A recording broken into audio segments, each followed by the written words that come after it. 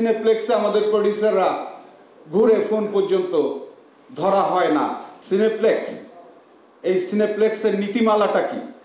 Cinema হলের নীতিমালা, এই সিনেপ্লেক্স যখন লাইসেন্স প্রাপ্ত হয় সিনেমা হল হিসাবে, সেই জায়গাতে যে নীতিমালা আছে সেখানে স্পষ্ট বলা আছে 15% বিদেশি ছবি চলবে, 85% আমাদের দেশীয় চলচ্চিত্র চলবে।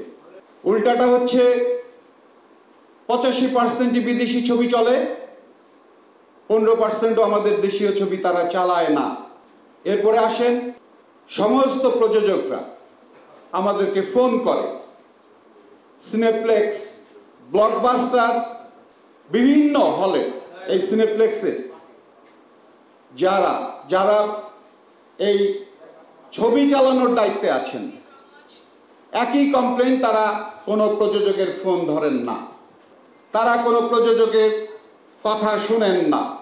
প্রতিটা প্রযোজকের রিলিজের সময়ে একটি কথাই শুনতে হয় আমাদের, এবং এটা একটা, আমি বলবো যে যে জায়গাটাতে সিনেমা হলের মালিক, যে জায়গাটাতে বুকিং এজেন্ট এসে আমাদের ডিস্ট্রিবিউশন আমাদের অফিসে এসে ছবি করে নিয়ে যায়, আর সেই জায়গাটায় সিনেপ্লেক্সে আমাদের প্রডিউসাররা ঘুরে ফোন পর্যন্ত ধরা হয় না তার ছবি চালানোর জন্য, যোগাযোগের জন্য।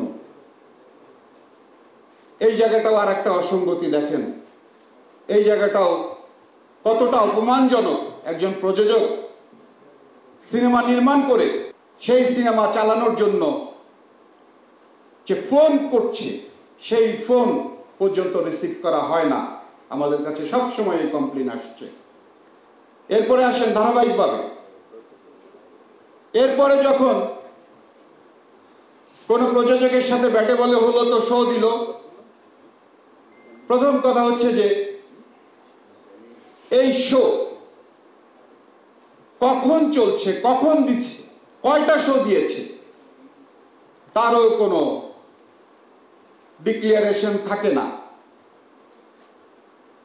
এবং জিজ্ঞেস করা হলে বলে তারা ওয়েবসাইটে দিয়েছে। কয়জন লোক, কয়জন শ্রোতা আমাদের দেশের যারা ওয়েবসাইটে ঢুকে এই সিনেমার শো কখন চলছে, কোন হলে চলছে সেটা বের করে সিনেমা দেখতে যাবে? বলেন আপনারা, আপনাদের কাছে প্রশ্ন। কোথাও দেয় না, কোথাও টানায় না। ভাইরাস আমাদের যখন অন্যান্য আমাদের সিনেপ্লেক্স বাদ দিয়ে যারা সিঙ্গেল প্লেক্স, যেগুলো আমাদের সিঙ্গেল স্ক্রিন যে হলগুলো, তারা বড় বড় তারা পাবলিসিটি করে এবং কোথায় কোথায় চলছে তারা নিজেরাই কিন্তু তাদের পাবলিসিটি করে।